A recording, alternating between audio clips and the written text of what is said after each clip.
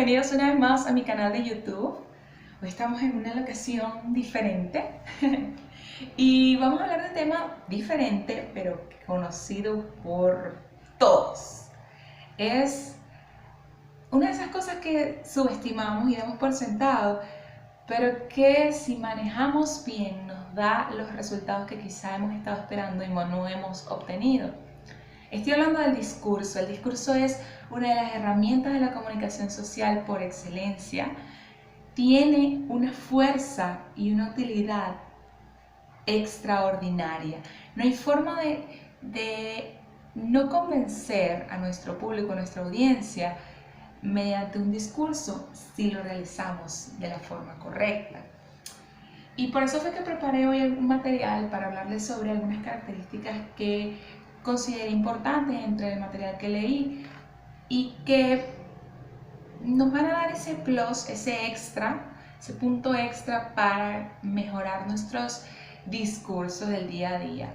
Porque si bien el discurso es, cuando nos dicen la palabra discurso, lo que pensamos es en un político, en un maestro, en un religioso, pensamos en un líder. Y es eso lo que necesitamos, convertirnos en líderes, dejar de ser quizás los que escuchamos y empezar a hacer la parte transformadora del proceso comunicativo. El discurso tiene un poder de convencimiento que es sutil, porque tú no estás empujando a nadie a hacer lo que tú quieres que hagan. Por eso es tan utilizado por los políticos, porque el convencimiento es presentando precisamente, bueno, vamos a hablar de las características que digo, hay que ser argumentativo, hay que mostrar hechos, tú tienes que hablarle a las personas con bases, fundamentos, porqués, tienes que estar dispuesto a, aunque no haya ronda de preguntas o aunque nadie te pregunte nada, a poder responder todas las preguntas que a la gente se le puede ocurrir. Y tienes que hablar de cosas, de temas que domines. El segundo que noté que para mí es uno de los más importantes es el lenguaje corporal. Importante es en un discurso no solamente conocer el lenguaje corporal de nuestros oyentes y saber cómo ellos están recibiendo lo que nosotros estamos diciendo, sino dominar nuestro lenguaje corporal, la mirada, la presencia, el tono de voz, la forma en la que decimos las cosas, inclusive el lenguaje es importante, importa cómo movemos las manos, nuestra actitud. Los grandes políticos, los grandes oradores estudian el lenguaje corporal a profundidad tal que cuando tú haces un estudio, las personas que se dedican a estudiar el lenguaje corporal de las personas y les toca analizarlos, les es hasta complicado porque son personas que están tan medidas, tan estudiadas, que no tienen reacciones espontáneas, sino que está todo planificado, es como parte del discurso, no es simplemente la palabra como tal, el contenido, sino ya va muchísimo más allá. Y aunque nosotros no lo creamos, eso también forma parte de lo que es el convencimiento, porque nosotros llegamos a las personas a través de nuestros gestos y nuestras acciones. También, obviamente, tenemos el contexto. Importante, muy importante, es saber no solamente a quién, sino cuándo, dónde, cómo y por qué. Porque yo puedo estar hablando de las vacunas en un ambulatorio público, o puedo estar hablando de las vacunas en un colegio, a niños, para que ellos pierdan el miedo a lo que son las inyecciones, o puedo estar hablando de las vacunas en un ambiente rural con indígenas, explicándole lo que eso significa y cuáles son sus beneficios, o puedo estar tratando de convencer a un grupo de personas que no están de acuerdo con vacunarse para que cambien su parecer. Entonces, todas estas opciones que yo acabo de nombrar merecen discursos completamente diferentes. No solo en contenido, sino también en forma de hablar.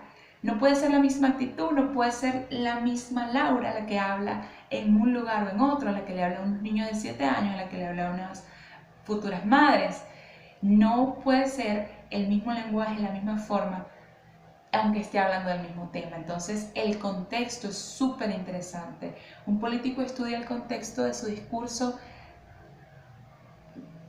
infinidad de veces, porque sobre todo en la política se ve mucho porque los políticos están todo el tiempo hablándole a un cierto y determinado público. Su target, su objetivo está sumamente establecido. Y lo mismo es en un discurso, porque a menos que estemos hablando en la televisión y sin embargo para hablar en la televisión estamos hablándole a alguien, el discurso siempre lleva, y esa es mi última característica, a la transformación. Nosotros estamos invitando a las personas que nos están escuchando a transformar. No necesariamente quiere decir cambiar su forma de pensar, pero sí tienes que dejarle un mensaje, algo tiene que cambiar en ellos después de haberte escuchado. Entonces, si tú estás tratando de transformar, tu objetivo siempre debe ser claro. Tú siempre estás hablándole a alguien en específico, que puede ser uno, como pueden ser miles, como pueden ser millones, pero para ti siempre va a ser específico, va a ser ciertas determinadas edades, va a ser con un objetivo claro, yo qué es lo que yo busco, a quién le estoy hablando, por qué lo estoy diciendo.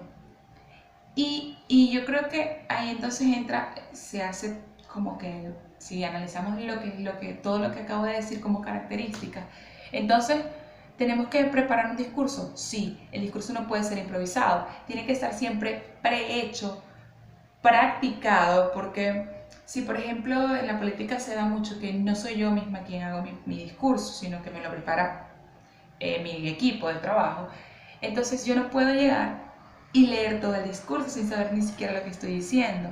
Siempre tengo que haberlo leído antes, tengo que saber qué es lo que estoy diciendo, quién es el público que me está escuchando, vamos otra vez al contexto, por qué lo estoy diciendo, a quién quiero transformar, vamos a la transformación, y cómo debo decirlo, cuál es mi actitud, cómo me está respondiendo el público y qué puedo yo agregarle para que sea didáctico, para que sea jovial, o al contrario, para que sea sumamente formal, para yo guardar el respeto.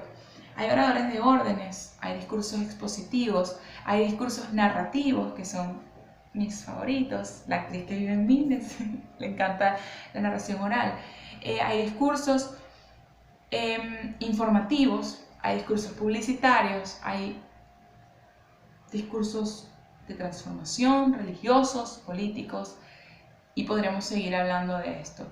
Pero yo creo que lo más importante y lo que quiero que ustedes se queden hoy es la planificación.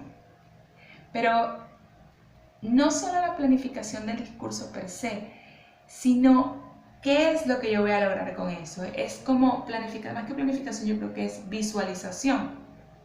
A través del discurso podemos no solamente transformar una vida o evitar que esa vida corra peligro, pero podemos también conseguir un ascenso en nuestro trabajo, podemos conseguir una mejor calidad de vida si sabemos decir las palabras correctas en el momento correcto, de la forma correcta. Entonces, yo soy fanática de esos largos monólogos y creo que por eso hablo aquí en la cámara. Pero sí, soy fanática de esos largos monólogos en los que nosotros nos enfrentamos con las personas de forma respetuosa. No tengo por qué faltar el respeto a nadie, pero decir las cosas como se deben, hablar con honestidad, pero hablar con fundamento, con control y con educación. Si tú manejas lo que es tu lenguaje corporal, mantienes tus argumentos, comprendes el contexto y sabes a quién y cuándo y cómo quieres transformar, tienes todo hecho. Espero que les haya gustado, espero que empecemos a poner en práctica todo lo que es el discurso y empecemos a utilizarlo más a conciencia en vez de dejarlo tan a la improvisación. Y bueno, me cuentan como qué tal les va con el discurso ahora que sabemos un poquito más sobre ello. Si les gustó el video, no se olviden de darle like y comentar todo lo que quieran, que voy a estar leyendo sus comentarios. Bye.